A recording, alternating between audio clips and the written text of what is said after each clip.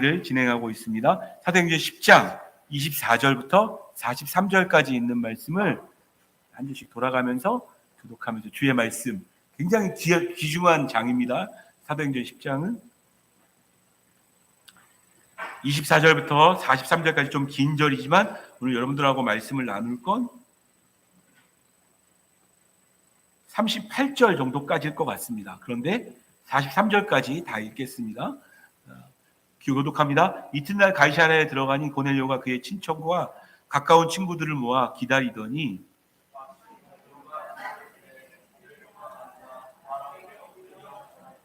베드로가 일으켜 이르되 일어서라 나는 사람이라 하고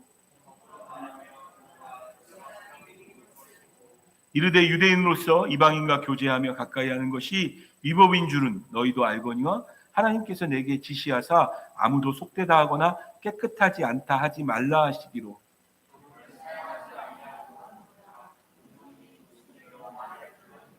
고넬료가 이르되 내가 나흘 전 이맘때까지 내 집에서 제 구시 기도를 하는데 갑자기 한 사람이 빛난 옷을 입고 내 앞에 서서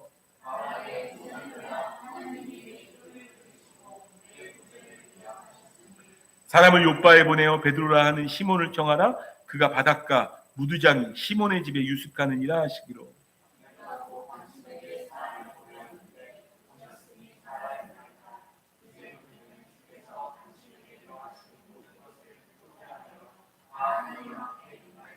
베드로가 입을 열어 말하되 내가 참으로 하나님은 사람의 외모를 보지 아니하시고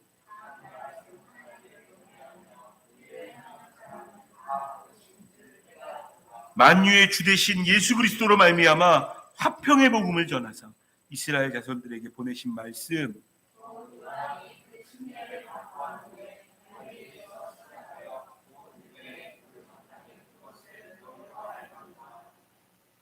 하나님이 나사렛 예수에게 성령과 능력을 기름 부으듯 하셨음에 그가 두루 다니시며 선한 일을 행하시고 마귀에게 눌린 모든 사람을 고치셨으니 이는 하나님이 함께 하셨습니다.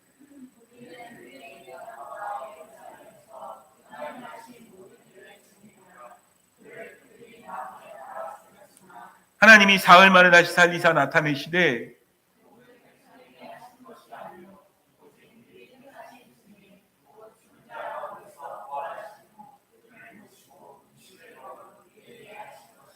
우리에게 명하사 백성에게 전도하되 하나님이 살아있는 자와 죽은 자의 재판장으로 정하신 자가 곧 이 사람인 것을 증언하게 하셨고 그에 대하여 모든 선지자도 증언하되 그를 믿는 사람들이 다 그의 이름을 힘입어 죄사함을 받는다 하였느니라. 아멘.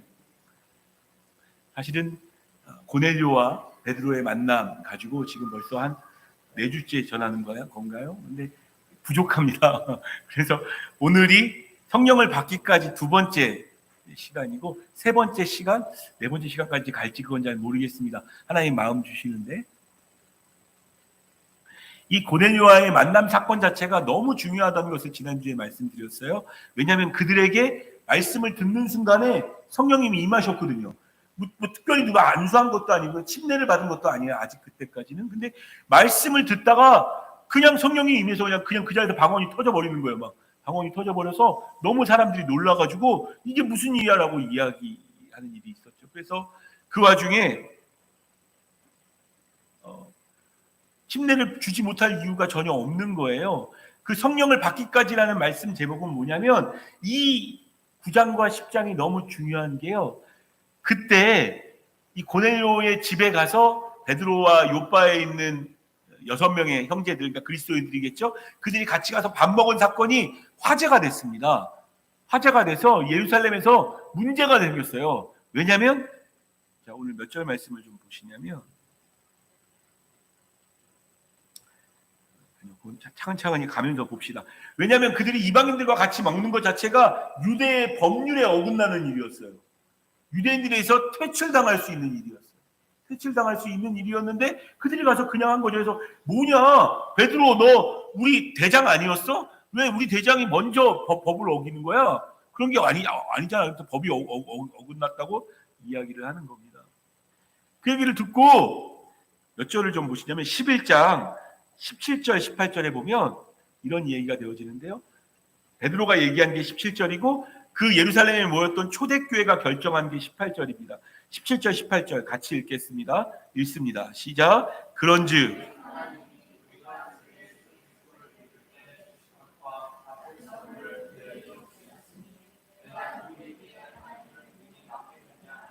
그게 17절입니다. 이게 베드로가 이야기하는 거죠. 베드로가 가서 본 거예요. 우리에게도 선물을 주셨어요. 이 선물이 누굽니까? 성령을 보내주셨다는 거예요. 믿으시는 분들은 아멘 하십시오. 지금도 예수 그리스도를 믿으면 성령 주십니다. 그 성령님과 이 성령님이 다른 성령님이 아니에요. 같은 성령님이세요.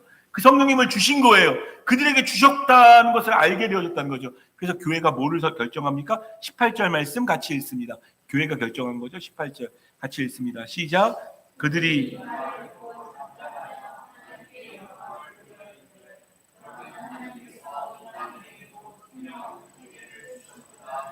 공식적으로 성경에 기록되어진 이방인에게도 생명 없는 회개가 있음을 인정하는 일이에요.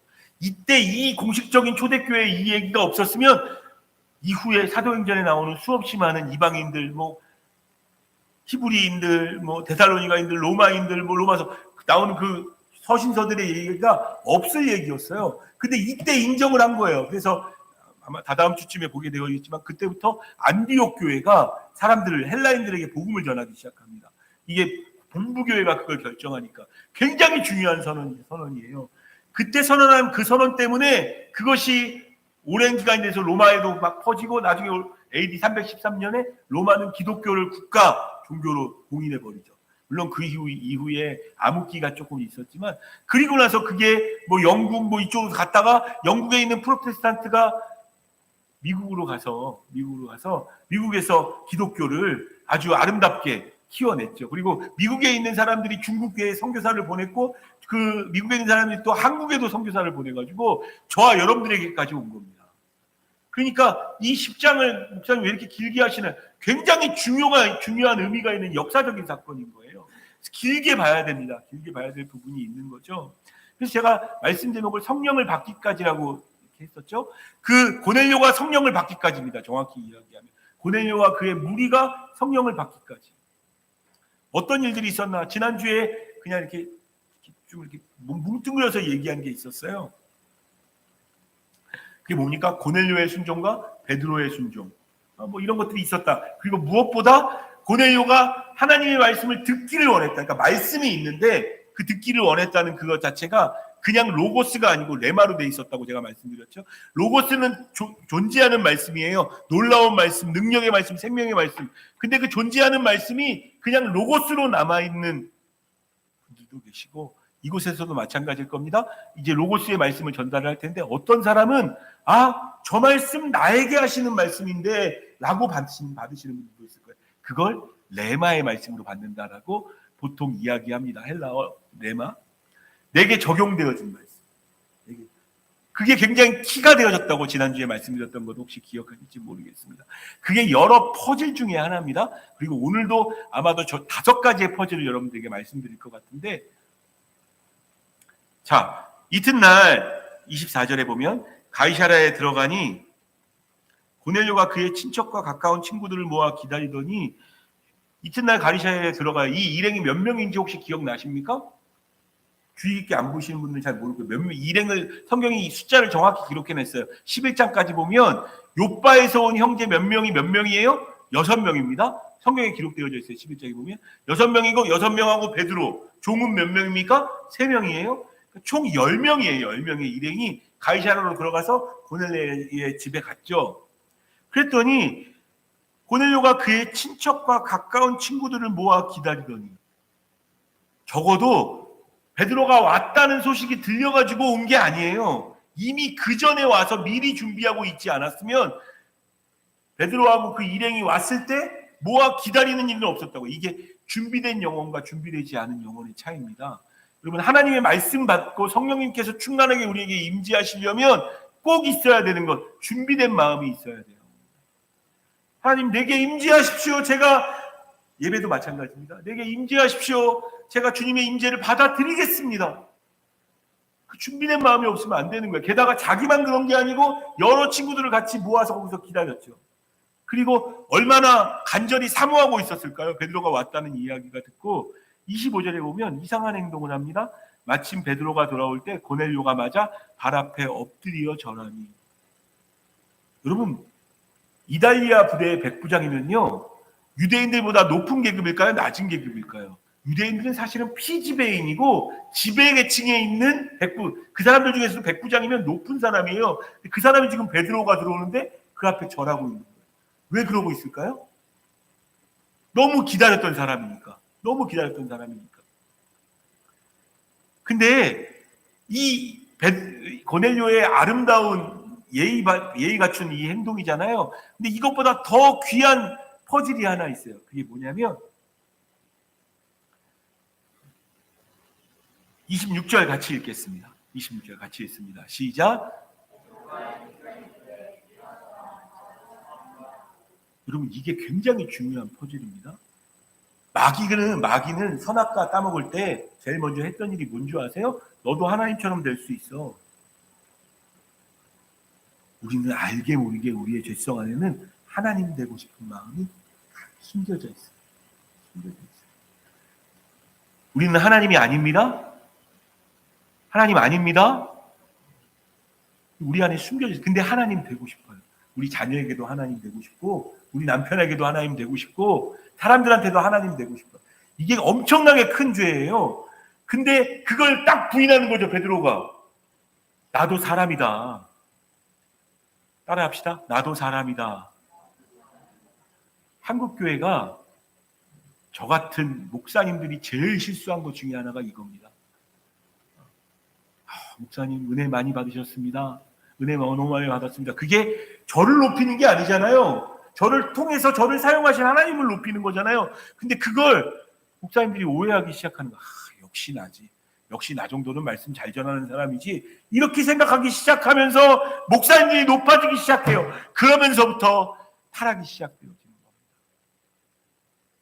그 유명한 모든 기독교 이단의 출발점이라, 영생교도 거기서 출발했고요. 출발점이라고 할 수 있는 전도관이라고 있어요. 여러분 신앙촌 아시나요? 신앙촌 뭐 이렇게 스타킹 같은 거 파는 신앙촌이 있는데 그게 전도관에서부터 시작되어진 거거든요. 그분의 그 전도관을 만들었던 그 단체의 장로님이 수장이 박태선 장로라는 분이었어요. 굉장히 믿음 좋은 분이었습니다. 얼마나 믿음이 좋았냐면 그분이 한번 집회를 하잖아요. 그러면 트럭이 2대가 나간대요. 트럭. 몇 톤 트럭이 2대가 들어간대요. 한 대는 그들이 짚고 왔던 목발 실 다 낳는 거예요. 그냥 예수의 이름으로 막 목발 실은 막 그게 한 대가 나가는 거예요. 목발 싣고 휠체어 나가고 뭐 그게 한 대가 나가는 거예요. 또 한 대는 뭘까요? 사람들이 너무너무 감사해서 목걸이, 반지 막 다 떼서 막 헌금으로 막 드리는 거예요. 그게 또 한 대가 나갔었대요. 정말 귀한 하나님의 종이었어요. 원래 박근혜 장로님은. 근데 그분이 베드로처럼 안 한 거예요. 나도 사람이다를 인식해야 합니다. 같이 따라합시다. 나도 사람이다. 사람이 하나님처럼 되려고 하면 문제가 생기기 시작해요. 교회도 마찬가지고요. 저도 마찬가지고요. 우리는 하나님 아닙니다. 사람일 뿐입니다. 똑같은 일을 그 박대선 장로님이 그러다가 그 얘기까지 마무리를 해야겠네요. 이렇게 사람들이 막 다 마치 절하듯 무릎 꿇고 막 이렇게 경배하는 그런 순간이 있었는데 어떤 한 사람이 무릎을 안 꿇었었대요. 일어서 있었대요. 그 사람을 향해서 저주를 하면서 왜 무릎 꿇지 않아? 이런 얘기를 하기 시작하면서 또 박태선 장로가 타락하기 시작했다라는 전설이 있어요. 그러면서 한국의 모든 이단들의 핵심이 되어지는 거죠. 그러니까 영생교도 마찬가지고 신천지도 마찬가지고 다 지금 오해하고 있어요. 뭔가 자기가 하나님이래. 아니잖아요. 아무리 훌륭한 목사님도, 제가 존경하는 저희 멘토 목사님도 하나님 될 수 없어요. 사람일 뿐입니다. 굉장히 중요한 원리를 아셔야 돼요. 여러분들이 만약에 내가 하나님이라고 생각하고 있으면 성령님 오시고 싶어도 못 와요. 목사도 마찬가지고. 자기가 하나님이라고 생각하면 성령님 오시고 싶어도 못 와요. 그냥 하나님일 뿐입니다. 우리는 사람일 뿐입니다. 똑같은 일을 사도행전 14장 15절에 보면요. 바울하고 바나바가 가서 루스드라라는 지역에 가서 막 계속 복음 전하는데 하나님이 복음 전하니까 마치 박태선 장로가 그러하듯 와가지고 막 게다가 이 오랫동안 안진뱅이에 있던 사람을 일으켰어요. 세웠어요. 그래서 그냥 걸으라고 해서 막 그가 얻는 걸 보여요. 그 사람들이 이 사람은 분명히 신이다. 신이다. 제우스 신이나 헤르메스 신이다. 스스와 헤메라고 옛날 과거 성경에는 되어져 있는데 스스와 헤메라고 막 하면서 그를 섬기기 시작해요. 그래서 앞에서 막 재물 갖다 놓고 막 그렇게 해요. 그때 만약 박태선 장로였다면 안 할 그 일을 바울과 바나바는 이렇게 이야기합니다. 사도행전 14장 15절 14장 15절 같이 읽겠습니다. 귀한 말씀입니다. 읽습니다. 시작. 이르되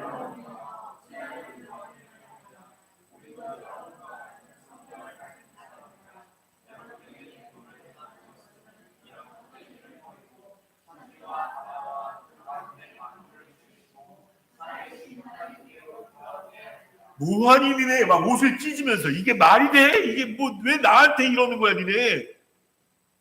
하나님이야.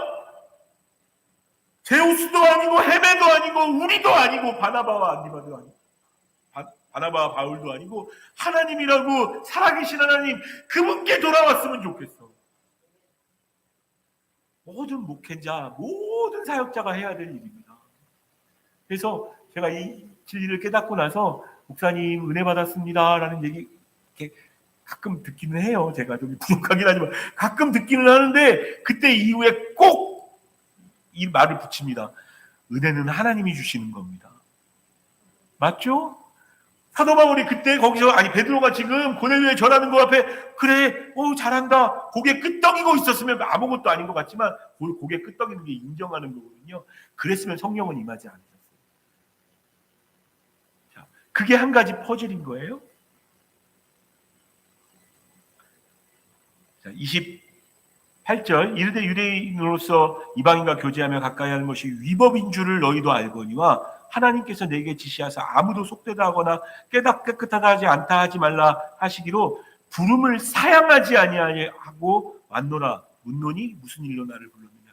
굉장히 중요한 여기도 한 가지 진리가 있어요. 담겨져 있어요. 누가 말씀하신 거예요? 사실은 우리 계속 말씀 들었던 분 아시잖아요. 옥상에서 부정한 음식 내리면서 먹어라. 내가 깨끗하게 한 걸 네가 더럽다고 이야기하면 안 된다 라고 말씀하시면서 너를 찾는 세 사람이 여기 앞에 나와 있으니까 두려워하지 말고 가라라고 하나님이 말씀하신 거예요. 그 안에는 자기가 가지고 있던 어떤 편협한 사고 이건 아니지부터 시작해서 그 막 편협한 사고를 바꾸시는 하나님의 음성이 있을 거예요. 한국말은 마치 양반이 이렇게 누가 대접할 때 아유 제가 배불러서요. 그냥 이런 걸로 보는데 그런 사양하지 않은 게 아닙니다. 이 사양하지 않는다는 건 거절하지 않았다는 이야기예요. 만약 고넬료가 우리 주인이 당신을 초청합니다라고 이야기했을 때 자기 마음속에 있는 어떤 삶의 관습, 방법 뭘 보셔야 되냐면 위법인 줄 알지만이라고 얘기해요. 이게 위법이었어요. 법을 어기는 거였어요. 자칫 잘못하면 손해볼 수도 있고요. 유대인 사회에서 왕따 되어줄 수도 있는 그런 상황이었단 말이에요. 위법인지는 알지만 내가 사양하지 않았다. 그들의 말을 따랐다. 순종했다라는 말입니다. 그래서 여기까지 왔다. 여러분 어떤 순종은 저와 여러분들의 어떤 순종은 하나님께서 우리에게 말씀하실 때 어떤 순종은 굉장히 유익하지 않은 것처럼 보이는 순종이 있어요. 그거 나 해봤어. 근데 별거 없어. 이런 거. 근데 여러분 거기에 비밀이 있어요. 별거 없어라고 말해서 굳이 기도해야 돼. 아니요. 굳이 기도하셔야 됩니다. 굳이 주일날 예배 드려야 되나요? 예, 주일날 예배 드려야 합니다. 굳이 교회에 가서 섬겨야 되나요? 예, 굳이 교회에 가서 섬겨야 합니다. 별거 아닌 일처럼 보이는 그 아무것도 아닌 날들을 사양하지 않을 때 하나님께서 성령이 임하시기 시작하는 거예요. 여러분 마음속에도 사실은 지금 베드로는 그런 생각까지 못했어요. 우리가 성경을 읽다 보니까 알게 되어지는 거죠. 근데 결국 그가 사양하지 않은 건 저는 그냥 됐습니다. 뭐 이게 이든 사양하는 게 아니고 순종한 건데 결국 누구의 말에 순종한 건가요? 성령님의 말에 순종하신 거예요. 순종하고 있는 거예요. 어떤 경우는 성령이 충만해지려면 누군가는 예를 들어 민재가 성령 충만한 사람 되려면 송순이 권사님이 성령 말씀에 순종해서 기도하시는 분이 되셔야 돼요. 누군가가 성령을 받기까지는 누군가의 굳이 그 일을 해야 되나? 그 순종이 방아쇠가 되는 경우가 굉장히 많아요. 저는 저에게 계신 성도님들 한 분 한 분 너무너무 사랑하는데 굳이 그 일을 해야 되나? 굳이 그 일을 하시는 몇몇 분들이 있어서 얼마나 감사한지 몰라요. 얼마나 감사한지 몰라요. 그게 또 하나의 키입니다. 사양하지 않고 왔다. 사양하지 않고 왔다. 라고 이야기하는 것. 사양하지 않은 건 결과적으로 불이익이 내게 올지도 모르지만 성령님 말씀하시면 난 그 길 갑니다. 자, 그리고 그게 이제 키였죠. 요 두 개가 사실은 키 하나로 제가 보고 있는 겁니다. 죄송합니다. 2개 끝났으니까 앞으로 4개 남았다고 생각하시면 안 되고 3개 남았다고 생각하시면 안 되고 앞으로 4개가 더 남았습니다. 또 하나의 퍼즐은 성령이 충만할 때까지의 또 하나의 퍼즐은 고넬료가 말하는 겁니다. 30절부터 이렇게 쭉 이야기합니다. 그게 이전에 계속 반복되는 이런 얘기라 제가 다시 읽지는 않을 거예요. 여러분들만 다 같이 30절부터 32절까지만 어떤 이야기인지 그냥 상상하는 마음으로 같이 30절부터 32절까지 같이 읽습니다. 시작.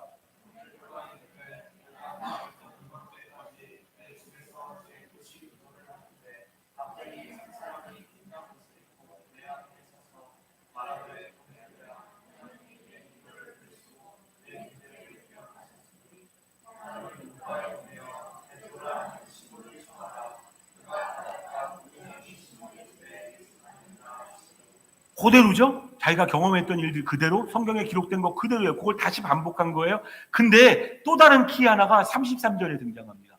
도대체 무슨 키가 거기에 또 있을까? 성령이 충만할 때 33절 같이 읽습니다. 시작.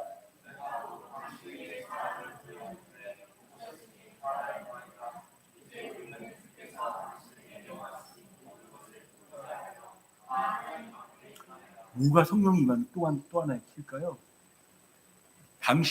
주께서 당신에게 하시는 말을 듣고자 하여. 그게 또 다른 키예요.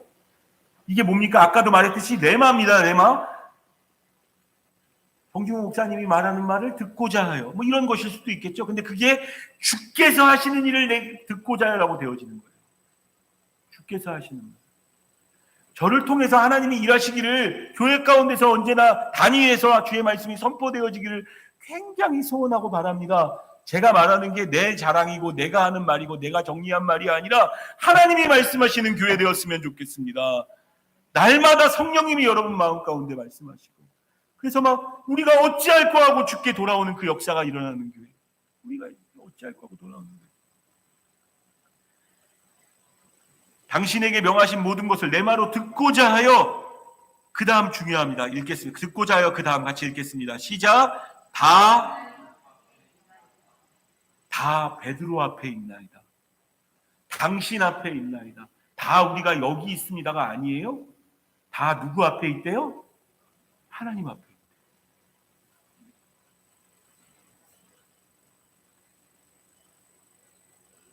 뭐 문제가 생겼나요? 예. 다 하나님 앞에 있는 게 얼마나 중요한 거냐면 여러분 하나님 지금 살아계시고 지금도 운행하고 계시나요? 일하고 계시나요? 지금 이 순간도 운행하고 계십니까? 근데 지금 이 순간도 하나님 앞에 있는 사람이 있고 그냥 오랜만에 교회 처음 이렇게 여러 가지 방법으로 그냥 와서 앉아 있는 사람이 있고 정진봉 목사 앞에 앉아 있는 사람이 있고 함께하는 교회 안에 있는 사람이 있고 물론 그것도 중요한데 여러분 진짜 예배가 되려면 먼저 아셔야 되는 건 여러분들이 지금 하나님 앞에 있다는 것을 아셔야 합니다. 우리가 하나님 앞에 있어요. 그러면 목사님이 뭔 얘기를 하든 이게 대충 들리지 않아요. 하나님 내게 말씀하시는 거니까. 두 번째 굉장히 중요한 퍼즐은 고넬료와 그와 함께 있던 사람들이 말씀을 들으려고 하나님 앞에 있었다는 겁니다. 저와 여러분들이 걸어가는 삶의 모든 순간순간, 육아를 하는 모든 순간순간, 음식하고 설거지하고 걷는 모든 순간이 하나님 앞에 있는 순간 되어졌으면 좋겠어요. 하나님 앞에 있는 순간. 일하는 모든 순간도 하나님 앞에 있는 모든 순간. 이게 고넬료가 성령을 받기에 충분한 거죠. 그는 지금 베드로를 베드로로 보는 게 아니고 하나님이 내 앞에 있다라고 생각하니 성령님이 그에게 임하실 수밖에 없는 거죠. 그게 굉장히 중요한 두 번째 키입니다. 죄송합니다. 이 부분을 그냥 통과할 수 없어서 좀 여기까지 넘어가는 거예요. 이제 본론적인 세 가지, 이제 설교가 시작되어집니다. 설교가 시작되어지는데, 자, 몇 절을 좀 보시냐면 34절, 35절 같이 읽겠습니다. 시작.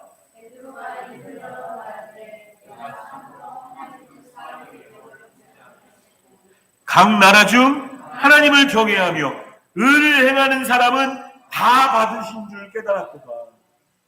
우리 지난주에 우리 그 백정 이렇게 데리고 와서 같이 예배드렸다는 분 얘기 가끔 말씀 나눴었죠? 나눴나요? 기억나세요? 네, 백정과 함께. 여러분, 하나님을 믿고 주를 의지하는 사람, 그리고 의롭게 행하는 사람을 다 받으신다고 믿으십니까? 다 받으십니다. 근데 교회가요, 죄송합니다, 주님. 교회가 너무 안타깝게도 다 받지 못하는 게 문제가 있습니다.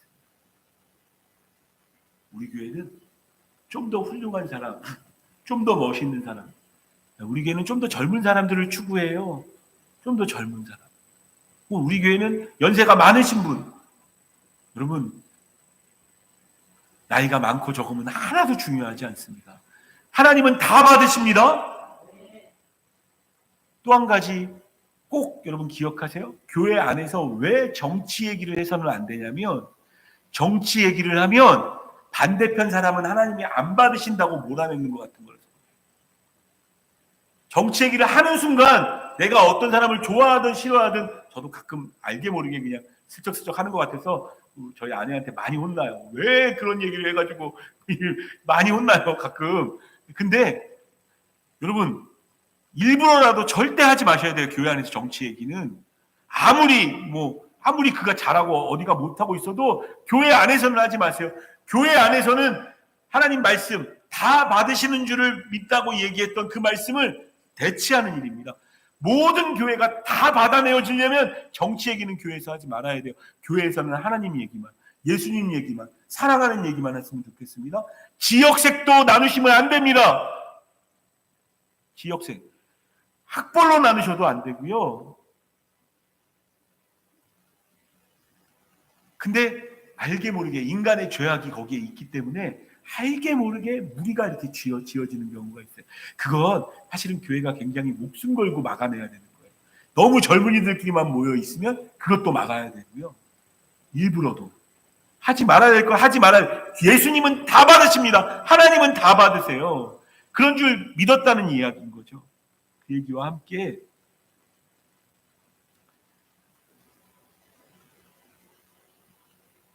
(36절) 읽겠습니다. 36절 같이 읽습니다. 시작. 만유의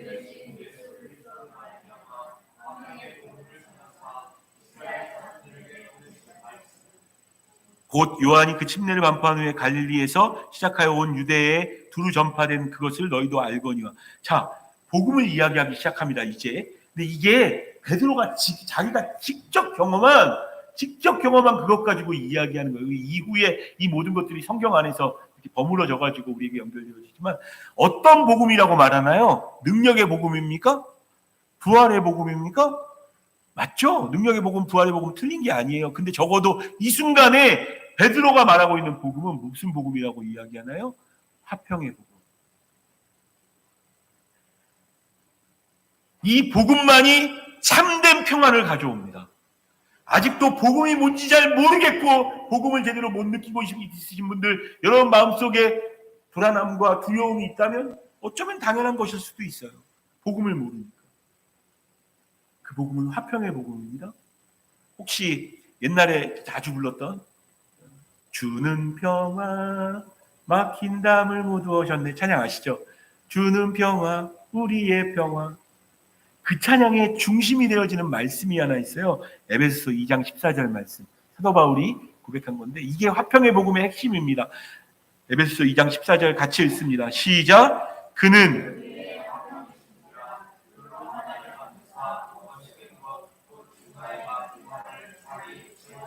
아멘. 중간에 막힌 것을 뭘로 오셨어요? 예수 그리스도의 십자가로, 자기 육체로 헐어버리셨어요. 막힌 게 딱 우리의 평화 염려다 맡기라, 그게 되는 거예요.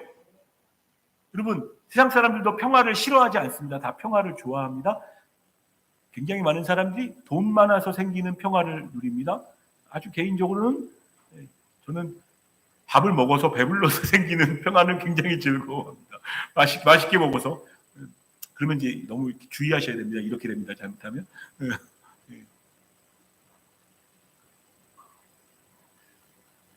건강하면 굉장히 평안하고, 즐거우면 굉장히 평안해요. 어디 놀러 가면 즐거우면 다 평안이죠. 그게 평안이 아니라는 건 아닙니다. 그러나 진짜 평안은 아닙니다. 개인적인 생각으로는 밥 먹어서 생기는 평화, 돈 많아서 생기는 평화가 제일 먼저 빨리 깨집니다. 그게 아니거든요. 그건 평화가 아니거든요. 돈이 있다가도 없어요. 없으면 어떡할 거예요? 안 평안해지는 건가요? 어떨 때는 맛있는 게 있어서 많이 먹지만 금식할 때도 있고 못 먹을 때도 있는 거예요. 그럼 그때는 평안이 깨지나요? 저는 살짝 평안이 깨지긴 하더라고요. 뭘 안 먹으면 열이 나요. 이상한 체질이에요. 밥을 안 먹으면 열이 나요. 뭐 이상한 체질입니다. 네? 그 평안이 깨지기도 하죠. 금방 깨져요. 그리고 실제로 밥 먹고 나서 평안해진 이것으로 건강이 많이 나빠져가지고 뭐 이렇게 되어지는 것도 있는 거죠. 뿐만 아니라 건강으로 얻는 평안은요. 건강에서 얻는 평안은, 물론 이 생활 습관은 굉장히 중요해서 여러분 건강하시는 분들 되셨으면 좋겠습니다. 근데 생각보다 빨리 깨져요. 그것도. 진정한 평화가 아니라고요. 영원한 평화는 복음 안에만 있습니다. 예수님이 그래서 십자가 못 박히시기 전에 사람들에게, 제자들에게 이렇게 말씀하셨어요. 요한복음 14장 27절 말씀. 요한복음 14장 27절 같이 읽습니다. 시작. 평안을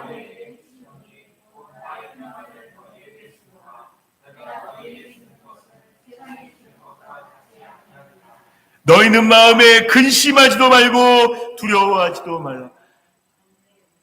예수님이 평안을 너희에게 끼친다고.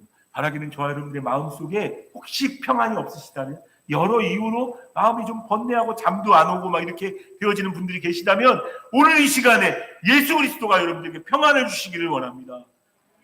세상이 줄 수 없는 평안. 내가 평안할 일이 별로 없는데 너무 평안해.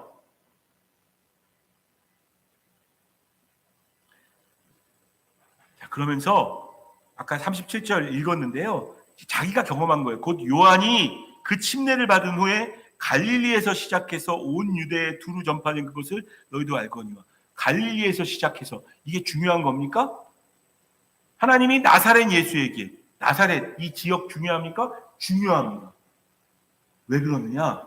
복음이 시작된 곳이 그곳이기 때문이에요. 예를 들어 지금 이 시대도 마찬가지입니다. 넘쳐나는 사람들 있죠? 부족한 거 하나도 없는 사람들. 부족한 거 하나도 없으면요, 더 즐길 거리만 찾습니다. 어떻게 하면 더 즐거운 일을 찾을까라고. 근데 뭔가 부족하기 시작해요. 뭔가 막 힘들어지기 시작해요. 막 어려워지기 시작해요. 주여 어떡합니까? 라고 고백할 수밖에 없는. 그러면 그들이 기도하기 시작하는 겁니다. 사실 궁핍한 곳에서 예수 그리스도의 복음이 시작된 것도 맞고요. 근데 이 이야기가 이사야서에 예언되어 있는 거 아시나요? 이사야서 9장 1절 말씀. 이사야서 9장 1절 같이 읽습니다. 시작. 전에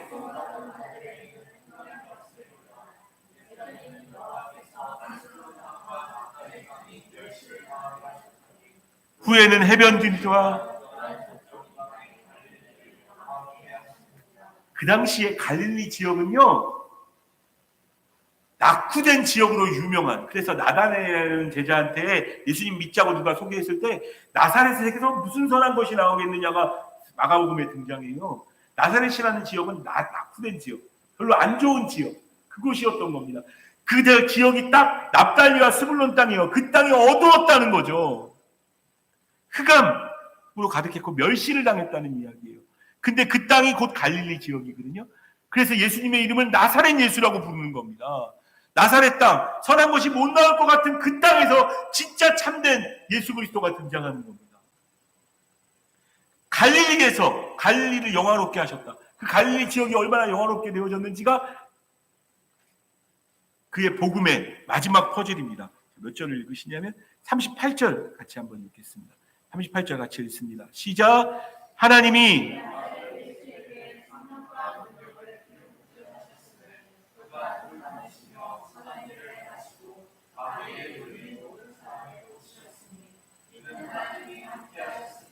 아멘. 실제로 그 일들을 하셨어요. 대표적인 일 하나가 제가 좀 이야기할 텐데 마가복음 9장에 등장하는 건데요. 예수님이 변화산당에 가 있었어요. 변화산당에서 제자들과 함께 가 있었는데 그래서 산 위에 없었잖아요. 내려와 보니까 막 사람들이 웅성웅성해요.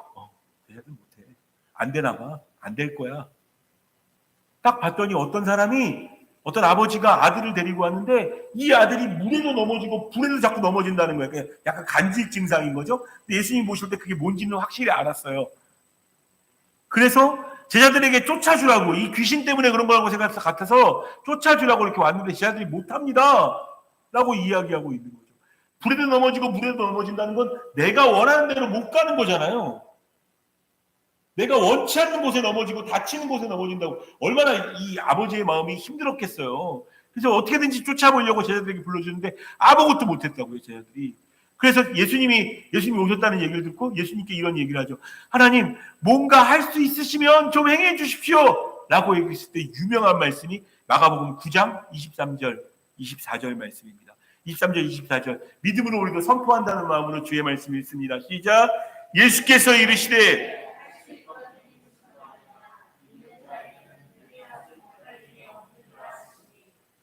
곧 그의 내가 믿나이다. 나의 믿음 없는 것을 도와주소서 하던 예수 믿는 사람이 해야 될 일이고 복음 안에 숨겨져 있는 겁니다. 이게 갈릴리에서 그 어둡고 답답한 인생을 하나님이 풀어주시려고 오셔서 이 일들을 하신 거예요. 귀신 떠나가게 하는 거죠. 마귀가. 근데 제가 말씀 읽으면서 말씀 준비하면서 그런 생각했어요. 귀신 들린 거 수도 없이 많이 하나님께 쫓아주셨는데 요즘은 귀신 들린 사람들이 많이 보이진 않잖아요. 근데 이상하게 이런 거 있어요. 애들한테 한번 해보세요. 초등학교생이나 이런 사람 있으신 분들은 핸드폰 한번 뺏어보세요. 애가 어떻게 되나. 이상한 거에 묶이기 시작해요, 애들이. 어른들한테는 술 못 마시게 한번 해보세요. 담배 못 피게 한번 해보세요. 그들은 어떻게 바뀌나. 얼마나 많은 중독이 우리를 누르고 있는 줄 아세요? 저는 지금 이 시대에도 우리 주 예수 그리스도의 복음의 능력은 그 모든 것을 풀어주시고 열어주시는 분이라고 믿습니다. 복음의 능력 안에 그게 있어요. 마귀에게 들린 모든 것들 하나님께서 풀어주실 수 있어요. 하나님께서. 예수 그리스도 안에서 그게 복음이라고요. 여러분들이 믿고 선포하셔야 됩니다. 지금 베드로가 믿는 믿음이 그거였어요.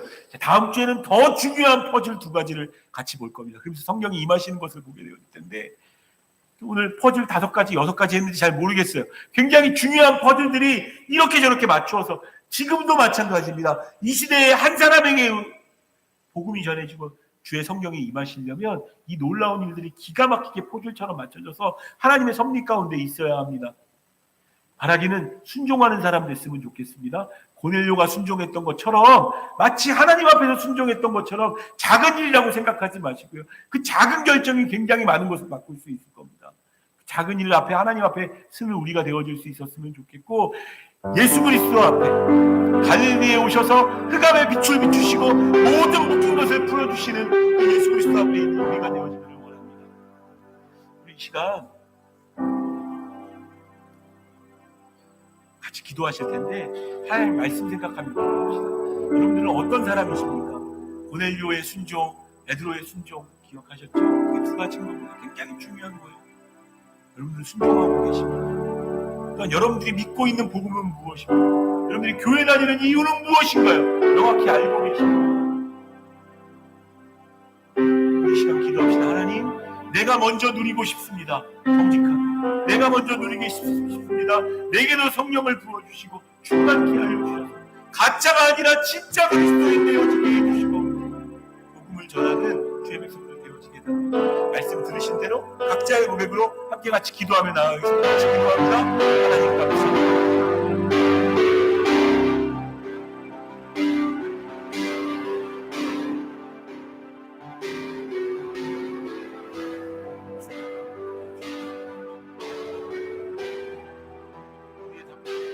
우리의 부족함, 우리의 어두움, 우리의 힘겨움, 우리의 불안한 몸의 심령이 싸우니 성령 하나님 오셔서 달리기 생각하셨던 그 화평의 몸이 우리 안에 있으면 염려가 많다고 말씀하시는 하나님이 부어주시고 모든 복과 비록 가운데 예수 그리스도의 복을 허락하시고 나아가 죄에 눌려 마귀에 눌려 이렇게 이끌어하고 저렇게 이끌어하는 모든 사람들을 주 앞으로 이끌어내는 베드로 같은 사람들을 아버지의 고뇌를 받고 성령이 임하는 것들을 경험하게 하여 주시고 성령이 임하시면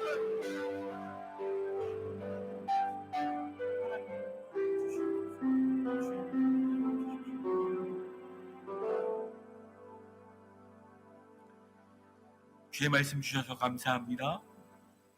사양하지 않고 성령의 말을 순종했던 베드로의 순종을 먼저 봅니다. 편협한 생각으로 있는 것이 아니라 다 받으시는 줄 알았던 베드로의 모습을 봅니다. 베드로 앞에 있는 게 아니라 하나님 앞에 있다라고 생각했던 기도하던 고넬료의 모습도 기억이 납니다. 주여 원하오니 우리도 그렇게 순종의 사람들 되어지게 해주십시오. 뿐만 아니라 주여 원하오니 화평의 복음임을 잊지 말게 하여 주시고 갈릴리에서부터 시작되어져서 모든 마귀에게 묶인 것을 풀어주시는 예수 그리스도가 우리의 하나님이신 줄 믿사오니 그분 의지하여 맡겨드리며 그렇게 승리하는 교회 되어질 수 있도록 빛을 발하는 교회 되어질 수 있도록 주여 역사하여 주시옵소서. 각자에게 말씀하셨는 줄 믿사오니 한 주간 살면서 이 말씀이 생명되어 우리 마음 가운데 있게 하여 주셔서 말씀 기억나서 그렇게 행동하는 우리 되어줄 수 있도록 주여 인도하여 주시옵소서. 의지합니다. 예수 그리스도의 이름으로 기도드립니다. 찬양하면서 귀한 예배를 드리겠습니다.